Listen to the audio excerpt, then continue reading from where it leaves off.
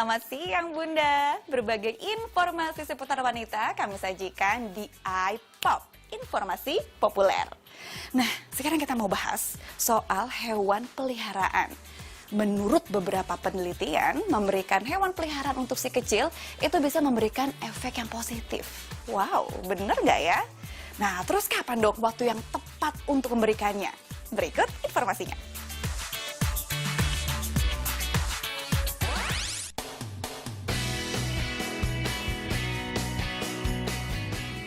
Aku punya hamster, yang ini namanya Blacky, yang ini namanya Snowy. Aku punya kura-kura, aku punya ayam, sama aku punya ikan. Aku suka ngasih makan, suka main, abis itu suka bikinin dia rumah-rumahan. Bunda, berdasarkan riset dari American Academy of Child and Adolescent Psychiatry, memelihara hewan terbukti memberikan beragam dampak positif bagi anak-anak loh. Mulai dari meningkatkan rasa percaya diri hingga menumbuhkan empati pada si kecil. Sadar akan hal ini, Siti Sarah mengajarkan putra-putrinya Mika dan Maka merawat hewan peliharaan sejak dini. Anak-anak tuh kalau Mika dari umur 3 tahun sudah mengenal hewan, sudah saya perkenalkan dengan hewan.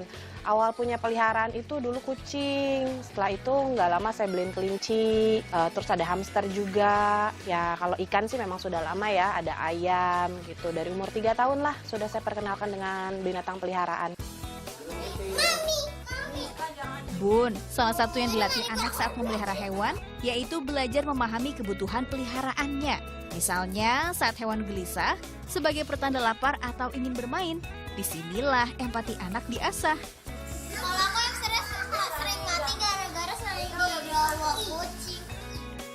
Bunda, memiliki hewan peliharaan juga dapat merangsang si kecil untuk aktif bergerak dan melatih keterampilan motoriknya. Selain itu, juga dapat meningkatkan rasa tanggung jawab pada anak. Sesudah memiliki hewan itu, mereka jadi mempunyai rasa tanggung jawab yang lebih besar terhadap hewan-hewan yang mereka pelihara. Untuk diberi makan, gitu kan, untuk mengganti, membersihkan tempat hewannya, terus untuk memandikan. Dan mereka pun terlihat lebih ada kasih sayang lah terhadap binatang gitu. Saat kakak dan adik memiliki hewan kesayangan yang sama, nggak jarang ya Bun, jadi berantem karena saling berebut.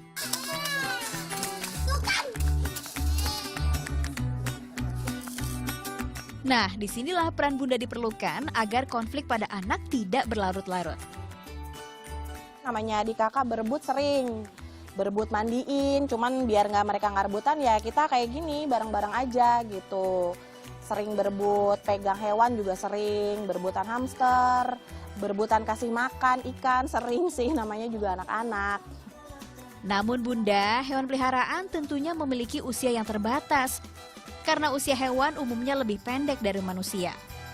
Kebetulan saya kan punya kucing yang namanya Ciko itu selama 3 tahun. Dia meninggal karena sakit. Memang pas meninggalnya juga Mika nggak saya kasih tahu juga gitu kan. Maksudnya pas sakitnya nggak saya kasih tahu, tapi setelah itu, setelah meninggal ya sudah gitu. Saya bilang sudah tidak ada. Ditinggalkan hewan peliharaan yang sudah dirawat dan disayang layaknya anggota keluarga dapat menjadi hal yang menyedihkan bagi si kecil.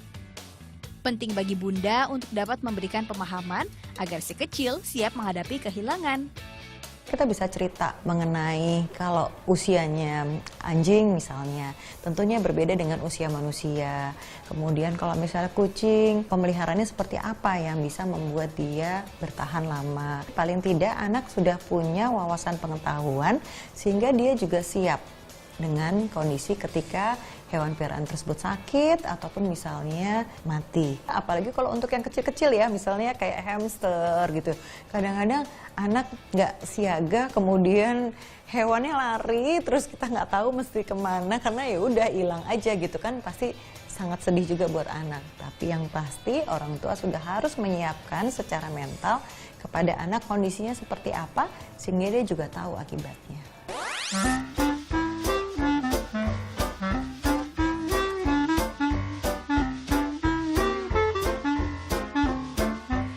Nah Bun, jadi selain mengajarkan tanggung jawab, memelihara hewan juga bisa mengajarkan kepada anak-anak tentang kehidupan. Seperti reproduksi, kelahiran, bahkan kematian. Bun, Biasanya kan kalau kita memilih hewan peliharaan untuk si kecil itu, ya nggak jauh-jauh lah ya. Anjing, kucing, kelinci, atau ikan. Nah, tapi Bun, di Tangerang ini beda. Ada yang mengizinkan buah hatinya untuk memelihara hewan-hewan yang tergolong buas. Seperti buaya atau ular. Waduh.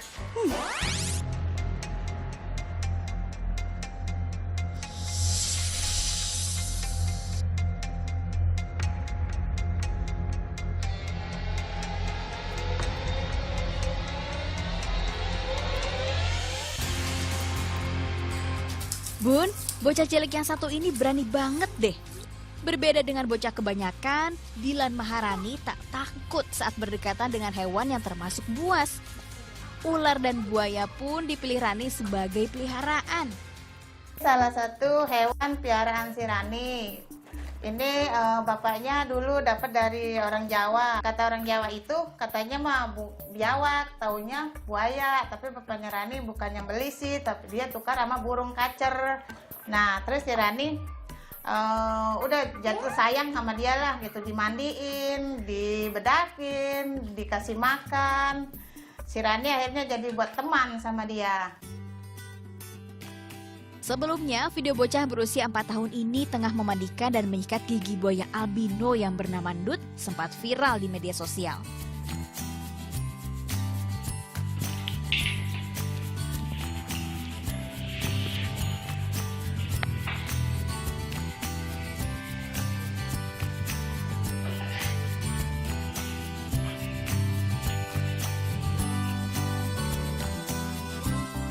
Memiliki keluarga yang hobi memelihara reptil, Rani mulai dikenalkan oleh hewan yang tergolong buas ini sejak usia dini.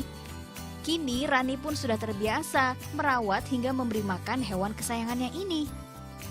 Dari umur 2 tahun. 2 tahun sampai sekarang itu. Nah, pas sudah itu ya kita jadi kan kaget gitu, kok ini anak lantas suka gitu sama binatang-binatang. Ya kita juga namanya keluarga juga pada suka gitu. Si Raninya ini langsung tidak main, tidur aja sama buaya itu. Buaya dibuat bantal guling sama dia.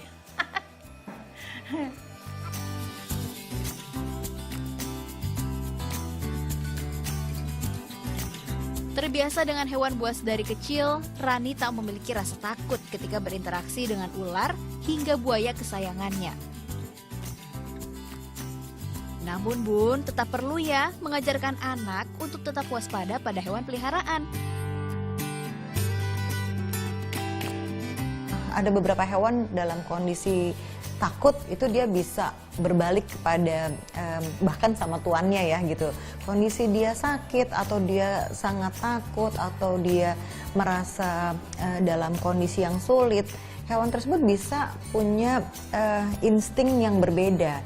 Itu sebabnya orang tua harus kasih tahu, bahkan menurut saya bisa jadi mungkin diselipkan pengalaman tertentu yang memang nyata adanya. Misalnya nih yang sama pawangnya bisa kan tiba-tiba hewan tersebut menyerang gitu. Jadi anak paham bahwa bukan sekedar omongan orang tua, tapi bahwa memang hal tersebut bisa terjadi. Bikin anak kita menyadari hal tersebut dan juga waspada dengan tanda-tandanya.